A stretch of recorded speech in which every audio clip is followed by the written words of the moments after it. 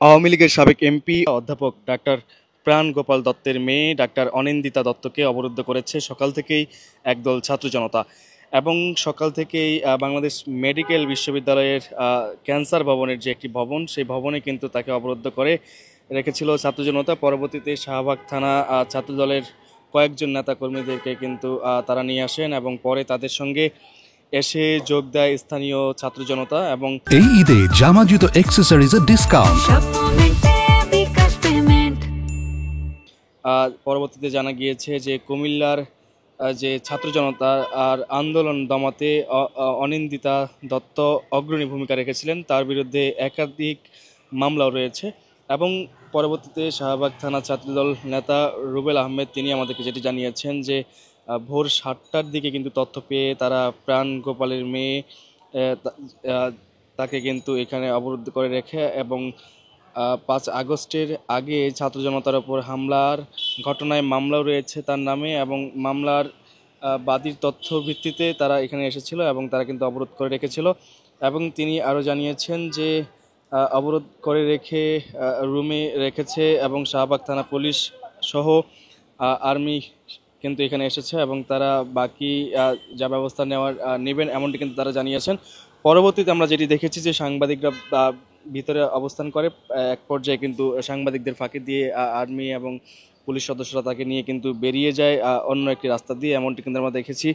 জানিয়ে রাখি এ বিষয়ে বিশ্ববিদ্যালয়ের উপাচার্যের সাথে আমরা কথা বলেছি, তিনি কিন্তু জানিয়েছেন পরবর্তীতে যে একদল ছাত্র জনতা ক্যান্সার ভবনে অবস্থান নিয়েছে এবং আইনশৃঙ্খলা বাহিনীকে জানানোর পর কিন্তু পুলিশ এসে অবস্থান নেয় এবং সেনাবাহিনীর টিমও আসে এবং এসে কিন্তু ভিতরে প্রবেশ করে। পরবর্তীতে কিন্তু সেনাবাহিনী এবং পুলিশ তারা কিন্তু বাহিরের একটি রাস্তা দিয়ে তাকে নিয়ে বেরিয়ে যায়, এমন তথ্য কিন্তু আমরা পেয়েছি।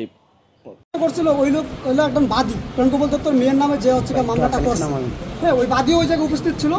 তো উনি হচ্ছে গিয়ে ওই কাগজপত্রগুলো সব দেখাইছে। পরবর্তীতে আমার এই মেডিকেলের পরিচালক কুপ্তর এবং অনেক যারা ছিল সিনিয়র নেতৃবৃন্দ তারা বললো মেয়েটি তুমি চলে যাও, যেহেতু তোমার রাজনৈতিক পরিচয় আছে তুমি এই জায়গাটা প্রবলেমে পড়বো।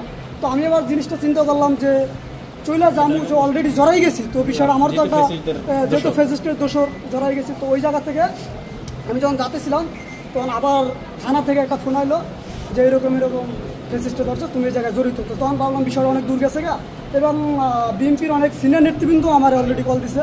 তো তার পরবর্তীতে আমি হচ্ছে এই জায়গাটা থেকে সরে যেতে আর পারি নাই। সো লাস্ট আমি থানা পুলিশ থেকে শুরু করা সেনাবাহিনী আমার কারণ যা হচ্ছে তিনি একটা সাবেক এমপির মেয়ে, এটাই তার সবচেয়ে বড় পরিচয়। এবং তার নামে যদি কোনো মামলা থাকে বা তিনি যদি 5 আগস্টের আগে ছাত্রদের উপর নির্যাতন করতে পারে এবং তার মার্ডার কেসের আসামি হয়ে থাকে, তাহলে অবশ্যই এটা আইন প্রক্রিয়া দেখবে। আর এবং আমার যদি এখানে কোনো ভুল থাকে, আমি এখানে চাঁদাবাজি করতে আসি নাই, দলদারি করতে আসি নাই এবং কেউ আমার প্রমাণও দিতে পারবে না এবং আমি এই বিষয়টাতে জড়িতও না।